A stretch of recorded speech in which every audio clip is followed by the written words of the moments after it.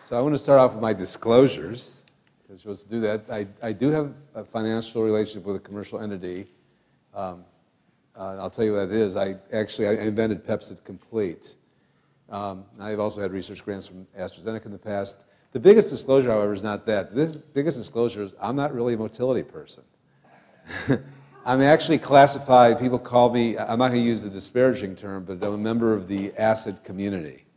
I was trained as, my research, my work has always been in the area of acid secretion, although you'll see, I recognize we're dealing with a motor disorder without question.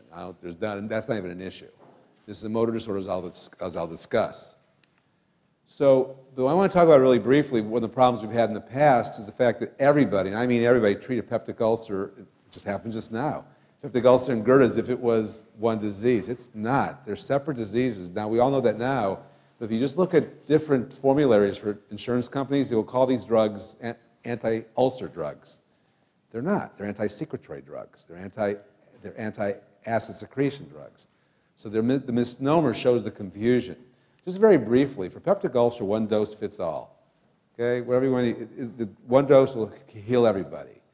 For GERD, it is a disease that has a very wide spectrum of activity. Okay, now the whole nomenclature of GERD is also quite interesting. I want to mention briefly, but before I mention that, very, very important principle that I was talking with Dr. Mashmo about. And that is the presence and severity of heartburn does not correlate with the presence or severity of esophagitis. Now, what you can see people complaining of terrible, terrible heartburn. We look down, it's normal. You say people, I feel great. And it looks like a battlefield during endoscopy. So there's no correlation. So treatment must be aimed at both. And it sounds, well, of course, but most people don't realize that you really treat both. And they're not necessarily one and the same. So again, the nomenclature is quite confusing. Asher Winkelstein called reflux disease peptic ulcer of the esophagus. It was the 30s. That's not the case. And then the surgeons and the pathologists took over and called it hiatus hernia or hiatal hernia. That is not the case at all. As a matter of fact, people who treated the hiatal hernia surgically failed miserably. We don't treat hiatal hernias.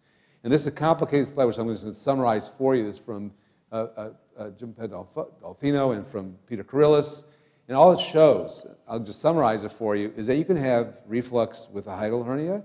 You can have reflux without a hiatal hernia. You can have a hiatal hernia with reflux or without reflux. There's a relationship, but it's not ironclad. We don't treat hiatal hernias, at least sliding ones.